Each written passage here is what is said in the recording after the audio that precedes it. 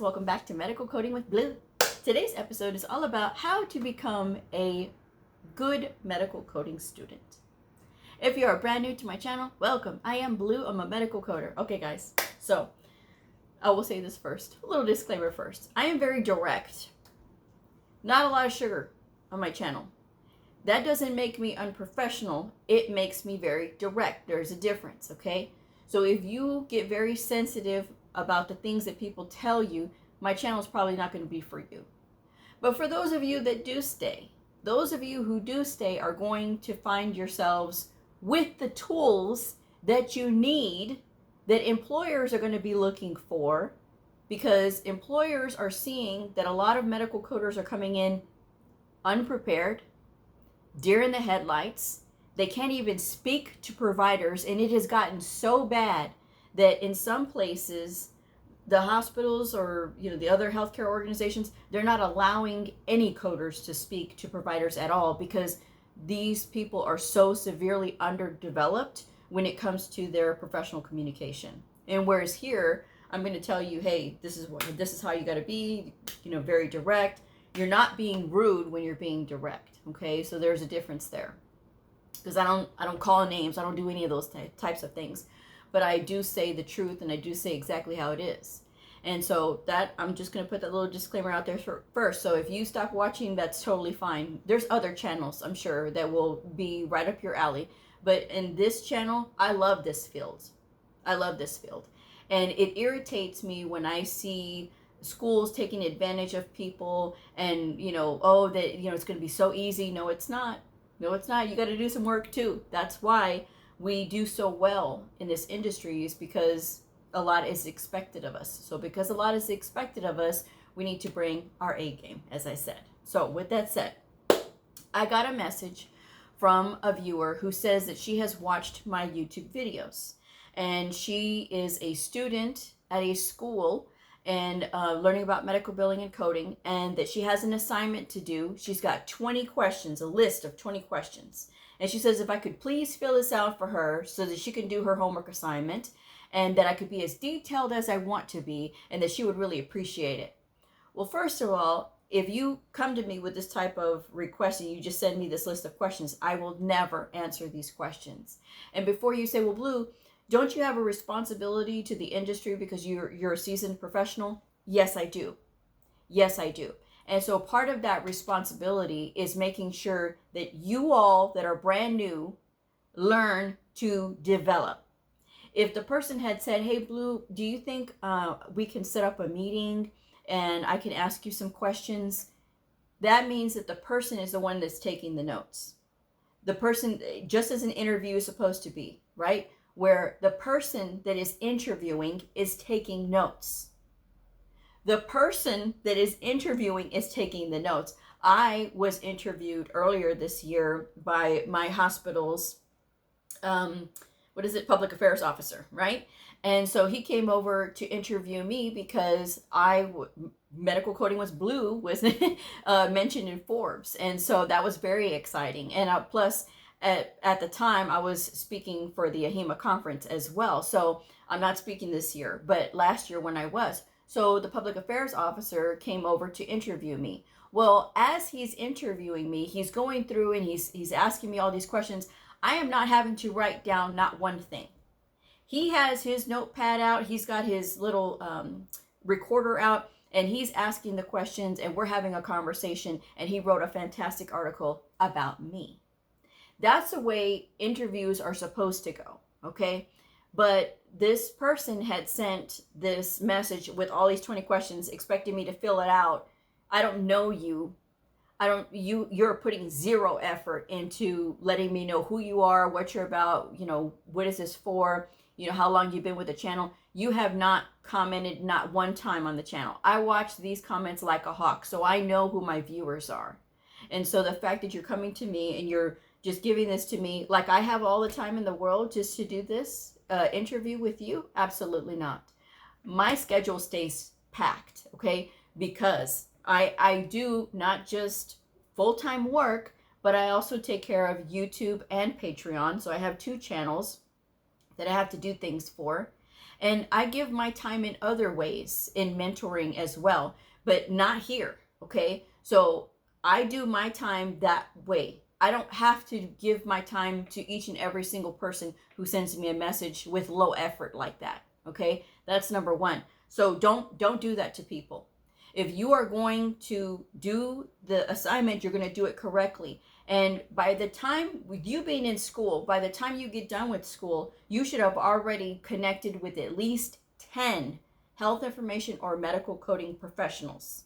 At least 10, or even medical billers for that matter. You need to at least make contact with at least 10 people, because that's going to help you to get to know people that are in the industry, because it takes one person to make connections, literally one person. And so that's how you can start to meet people. But you only start to meet people by actually making the effort to get to know people and to actually say, okay, this is what I am, this is who I'm about. And you can make these connections in person, which is always great if like you're going to like meetings and stuff like that. But you can also do this on LinkedIn. Now, I'm not saying to be messaging all these professionals and doing these little form letters, because I don't like that either. Anytime I see somebody writing me a form letter that it sounds like the same thing, or maybe they write one or two things in there. Oh, I just love your channel, and then that's it. No, you don't love the channel. You see that I have a YouTube channel, okay? You see that I have a YouTube channel. If I've never seen you comment, or I don't recognize your icon, or I don't recognize anything about you, that's a lie. That's a lie. And so that's the thing, guys. You can't be doing that to people. Now, how you develop on LinkedIn is that if you're a student, you're sharing your journey, you're not complaining. But what you're doing is you're saying, hey guys, I learned this today about ICD-10-CM, or I learned this about CPT, or I learned this about the HCPCS or ICD-10-PCS. You're not complaining, like I said. You're not talking about, oh, I tapped up my books. No, that's not, no. You need to learn to use your books. I don't care who says what. You learn to use your books. And for those of you who say, well, Blue, you should have your own school. Yes, I should. But I'll tell you one thing that I would not allow. I would not allow people to send off emails like that asking for interview, that you're filling it out yourself. That's stupid. And that is stupid. And the other thing is, y'all would never be allowed to tab or write in books. But that's just me, okay? You can disagree all you like. It doesn't matter to me. I'm the professional. I'm the one who's been in it, you know? And people have different opinions. But however, I will say that every publisher of book is different. So the books that I use are superior, in my opinion, which is the Optum ICD-10-CM Expert for Physicians, because it has so much extra information in it. It's got lots of detail and lots of helps throughout the book. And so because of that, you know, you have your choice of publisher, whichever credential you're sitting for. The CCS, the Gold Standard of Medical Coding Credentials, the CCA, the CCSP, all with the American Health Information Management Association, or the CPC, the American Academy of Professional Coders.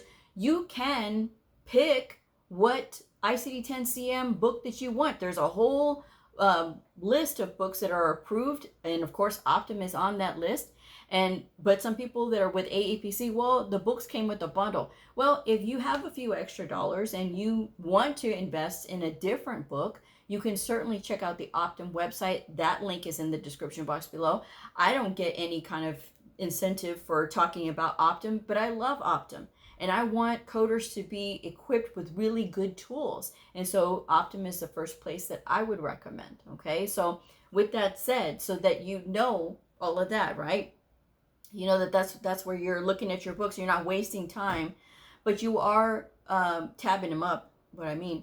But you are looking through your book. And so you can talk about that on LinkedIn. You'll see a lot of people start to connect with you after a while, and that's how you can build your network, okay? So not sending out these annoying form letters, or, oh, I would like to just connect with you and pick your brain about the industry. Whenever I get that, I don't respond. I don't respond to those, because I have there's no conversation. You're doing this with everybody. That's not developing your social skill. You get to know about that person. You get to know about what they're doing. And then you make a comment, or you say something, or you send a message about whatever it is that, you know, you're talking about an article that they've done or something like that. and leave it at that. Don't expect anything in return. And maybe you might get a response in return. But if you're sitting there expecting people to respond back and forth with you, and you're just putting bare minimum effort forward, and you really want that professional to come back and forth with you when you're not making any effort, that's not good, right? So working on your professional communication is the best way to help start, developing as a really good medical coding student. So if you're doing an assignment where you have to interview somebody, you make the time to interview somebody. You go to one of these chapter meetings and you ask somebody, hey, does anybody have a few minutes where I can just do a really quick interview with you? You write down the notes. You do not make that person have to sit there and fill out a form, because that's ridiculous. And I shared about that experience, and I did say that if I was a teacher and I found out that my student was doing that, I would fail them immediately, because you're not doing what you're supposed to be doing. It's not up to that person that you're interviewing to do your homework for you. Okay?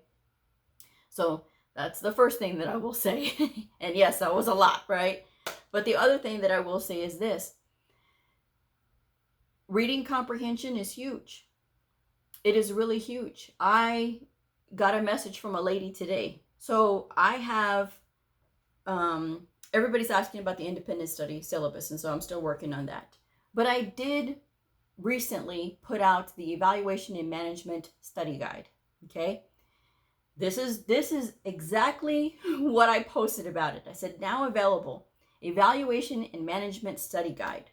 12-week breakdown that follows the Optum Evaluation and Management Coding Advisor book. It comes with a 3-page study guide and an additional 1-page supplement with links and PDF listening instructions, right? It says you will have to purchase the Evaluation and Management Coding Advisor book separate to complete the study guide, because the study guide follows this book, okay? You cannot do this guide without that book, okay? But you have to purchase it separately. The book is not included. And then I give the payment details and things like that.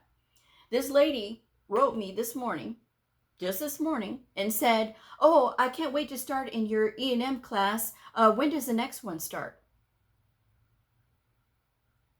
It's not a class. And I told her, I said, it's not a class. It is a study guide that follows the Optum Evaluation and Management Coding Advisor book? Right. I never mentioned that this was a class. And she said, oh, okay, well, that she had misunderstood. And I said, she goes, but, it would be good for you to have a study group for evaluation and management. Okay, so I have a Patreon channel, right? And on my Patreon channel, for months, for years actually, once a month I would have a study hall, right? And at first it was fantastic. There was lots of people, and there was lots of engagement on there. So, if you are subscribed to my Patreon channel, Patreon is a lot like YouTube, only you pay to support the creator, which is me.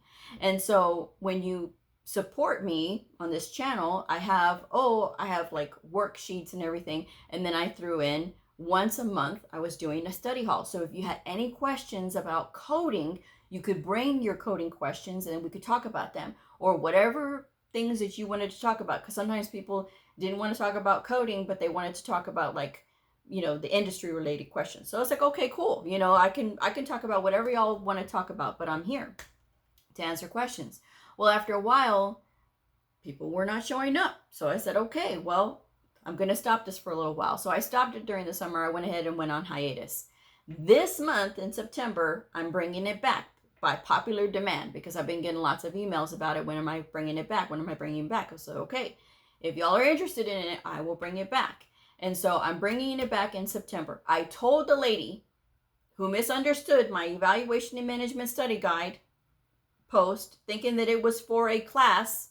I told her, I said, I do have a study group, or I had one, and then no one was coming to them. So I had stopped it for a little while, but it's coming back this month of September. And I said, but you will learn a lot more about evaluation and management by working with the book and not waiting around for a group. That was all I said. That was it. That was directly what I said. And she comes back with, oh, I guess that I caught you on a bad morning. I hope you have a better day. There's no inflection in writing. And when I'm being very direct, I'm being very direct. And it's true. You will learn a lot more on your own by working with a book, because lots of people who do evaluation or who study evaluation and management, they get really like nervous up front, but even before they even touch the book. And they say, oh no, I heard it's hard, rather than facing it head on, because they're listening to other people. And so they're not actually looking at it. And because anytime somebody comes to me for a tutoring session and they talk about evaluation and management, and they're like, well, I just don't understand. Okay, so how much time are you putting into studying? Well, not that much. Okay, well, then what do you expect then if you're not putting in the time with it? And so the study guide is literally the breakdown. And it's the evaluation and management coding advisor from Optum. I'm not making you guys work through the whole thing like from cover to cover. But what I did was I rearranged some of the chapters. So it is good if you have the 2025 version. You can use an older one only if you're reading the current evaluation and management guidelines, okay? That's the only key thing, the only little kicker. So you can use a 2025, you can use 2024, it's fine, but just make sure you're using the 2025 guidelines when you're reading for the evaluation and management guidelines portion. So that's the only thing with that one. So when you're doing this, right, you're working through this, because I reordered the chapters so that it's more easier for people to understand, especially new people, because there's lots of different evaluation and management levels in there. Some are more niche than others. And for the first month, you're going through and you're learning your foundational stuff. And then you're getting into the evaluation and management coding part. And then you're getting into, like on the 12th week, which is the last week, you're doing the catch-all. So you can do a review, or you can, catch up on the other chapters that I did not put into this study guide. Because what I put into the study guide is exactly what is being tested on in these coding exams. Those are the bulk of what is there, when you're looking at it, okay, emergency department coding and that kind of thing, office outpatient professional fee, that's what's there. That's what's covered in there. So, but it's just a way for you to get a good foundation to learning evaluation and management, okay? So that's the thing, guys. If you looked at that and you thought that that was a class, I gave no indication that was a class at all, that I was going to be live with people and teaching them and things like that. I said this is a study guide. It's a 3-page, and I put on there, it's a 3-page study guide with one additional page of the listening instructions so that you can listen to it in PDF, because there's a way to listen to, the guidelines or whatever document you want to listen to, and you can listen to this. Okay, cool, And so, because like I said, I had posted those instructions before, the listening instructions before, but when people were being ungrateful, and then I had too many people saying, oh, well, the voice put me to sleep. Well, then I guess I don't need to put out these instructions anymore, right? So I said, okay, I'm going to include this in this study guide, because it's a lot. It's a lot to read. It's a lot to take in. So maybe kind of changing it up would help folks, okay? So that's what I'm trying to do, okay? But getting disrespect like that from that lady, well, I hope you have a better day. There was nothing wrong with me. She was the one who misinterpreted what was there. So your reading comprehension's got to be on point, guys. It's got to be on point. If you're thinking something, don't just automatically assume that it's all these other things. Because this lady had a whole thing in her head about how it's a class, and it's not a class. And I didn't say anything about class. This is a study guide to supplement for the Optum Evaluation and Management Coding Advisor. So make sure that you're doing that. I know it's a lot of reading, and for a lot of people, they've been out of school for a while, but it will come back to you. It will get to a point where it gets easier. But really taking things in and saying, okay, this is what it's saying here, and not just assuming something that it doesn't even say. It literally doesn't say that. And then trying to say, well, a A study group would be great. I have that on Patreon. Because when I did do it here on the channel, I did one specifically for evaluation and management. And I talked it up, and I advertised it for weeks. I think this was back in 22 I did this. And nothing. When it came to the actual, like, doing this live, I was like, okay, everybody's got their books. And I saw everybody order their books on Amazon. I was like, okay, cool. And so as soon as we got into it, I said, okay, who has the first question? Nothing. There was just crickets. No one wanted to ask a question in a study group. So here's the problem with study groups. Okay, another key tip to being a good student. This is why you got to learn to depend on yourself. Okay, when it comes to study groups, there's a lot of people who let their egos get in the way. They don't want to be the person that doesn't know. They don't want to be the person that doesn't know. So they don't participate. They don't ask questions. Or if they do ask questions, they're having the person repeat because they weren't paying attention. Sometimes that's the case. You know, when people are explaining things, then they'll have them repeat because they're not really paying attention. They're just getting kind of lost in the sauce, or they're looking at something else, or they're looking at their phone while they should be studying. Because you're not studying for hours and hours and hours, right? A good teacher will make sure that you have like an hour or 30 minutes and then you get a break. So that way you can have that, like your brain can capture all of the stuff that you're trying to put into it, okay? But like I said, you have to look and see what it is that you're reading, and then you need to ask questions to confirm, but you need to make sure that you're actually taking the time to read. And then you cannot just assume that somebody's having a bad day because they just told you that this is not a class. That, again, and I explained, this is a supplement. This is a guide to help break it down of like how to manage in this book.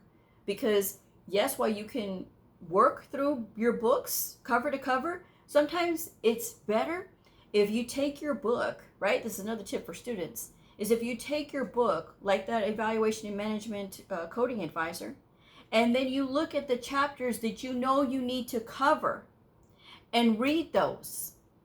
And you can read them in any order. It is the same thing if you get the Nellie Leon Chisholm book, the ICD-10-CM and ICD-10-PCS expert. Oh my gosh. The ICD-10-CM and ICD-10-PCS coding handbook with the answers by Nellie Leon Chisholm. That book, I call it the Nellie book. Okay. All of that is in the description box below. So people will still ask me, what's the Nellie book? Even after I said it's in the description box. So if you can't see it in the description box, I can't help you. I'm sorry, I can't. But for the rest of you who see it in the description box, it's there. And you can get that book and look at all the chapters in the front of that book. Start marking off the ones that you want to start with. If you are interested in cardio, you can start at that chapter. If it's something that will get you excited about reading that book first, start there. If you're somebody who needs to have things in order and read chapter 1, chapter 2, chapter 3, chapter 4, do that. Do that. Okay? Whatever helps you. But if you say, okay, well, I want something interesting first, so let me start off with the cardio chapter, right? Once you've gotten through all the other things that you need to get through, like actually understanding it first.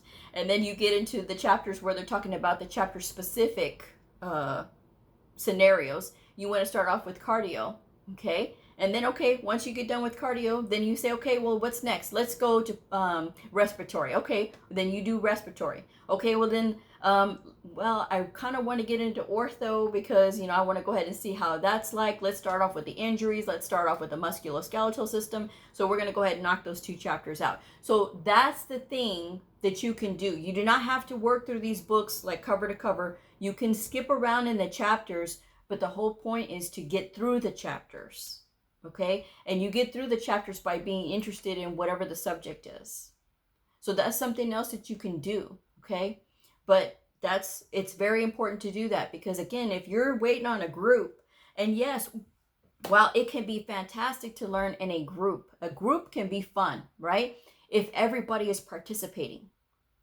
But when people are not participating, and then one person starts complaining that, oh, this is hard, and then another person pipes up, it is hard, and then all of a sudden there's this commiserating, and you're missing the point of being in a group. Or the group is not wanting to look like the person that doesn't know, so they're waiting on the instructor. So the instructor's just standing there like, okay, well, here's this. And then, does anybody have any questions? And there's no questions because, again, no one wants to look stupid. Why you would think that, I don't know. But there's people that think that way. This is your time to learn. This is your time to learn. So if you're going to be around like-minded people that everybody's interested in and everybody wants to participate, then yes, it works. But for 90% of the time, it's not going to work, because there's going to be people out there that are not going to ask a single question because they don't want to look stupid. But this is the time for you to ask questions. And asking questions does not make you look stupid, but at the same time, you need to make sure that it's questions that are relevant and not something that could easily be looked up, because for a lot of people, they will also ask questions. Oh, well, you said to ask questions, so they take advantage. They weaponize incompetence, right? Because they'll say, oh, well, you said to ask questions, but then you're not listening to what I said, or you're not reading what was written down. So then you're asking the same thing over and over again. So there's personal responsibility here, folks, that you need to take for yourself. And in order to be successful in this career field, you have to be a researcher. You have to be somebody who pays attention, who reads, and who comprehends what they're reading. And if reading comprehension is something that you struggle with, there's lots of videos on YouTube that will help you. There's lots of them out there. And I don't have to suggest a channel about that. You can let your fingers do the walking and do that. Okay? And then I've had other people who come to me and say, well, Blue, English is not my first language. So, they'll ask me their question. I don't know if I'm asking this right. Okay, so here's the thing. If English is not your first language, you're going to need to work on your English. You're going to be reading advanced documents that are written in English. So you have to learn the language and you have to be proficient in it. And not only that, you have to write. So if writing and reading are not your thing, or you say, Blue, I'm not good at it, there's videos you can watch. There's a public library you can go to help you to develop that skill, because that's what's going to help you in this field.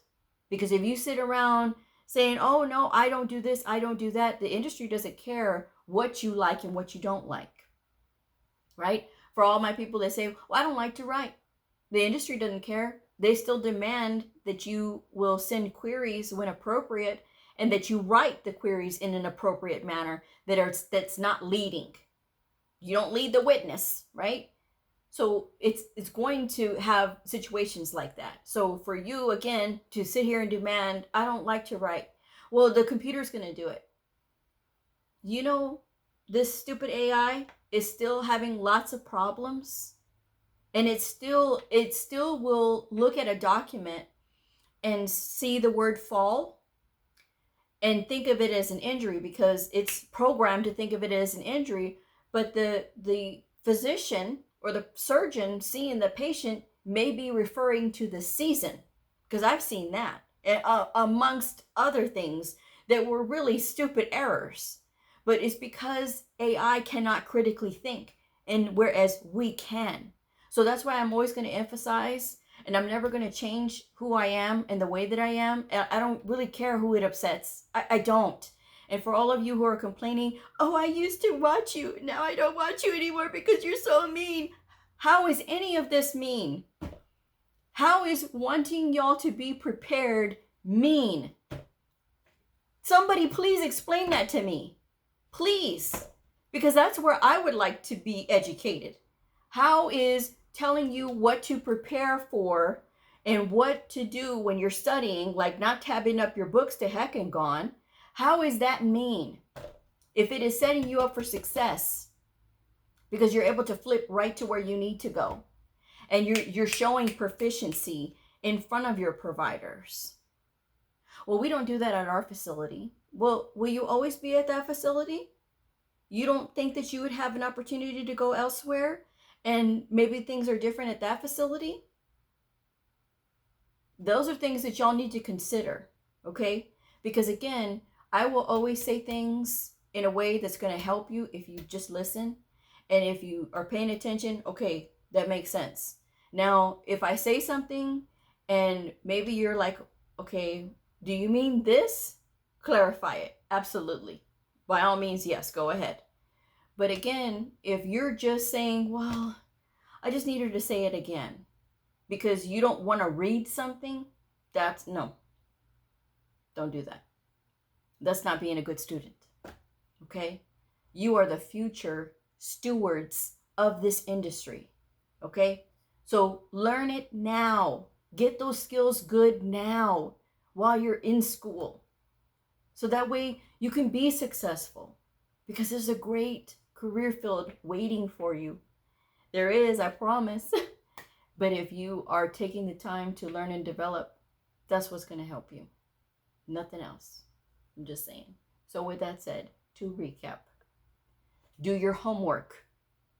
If you're asked to do an interview, you actually do an interview and you do not send a list of questions to somebody to fill out. Reading is important. Comprehension is important. And do not assume people's inflection with the way that they write. And especially when they're being direct with you. If you can't handle that, there's other people who will throw a bunch of sugar on stuff for you.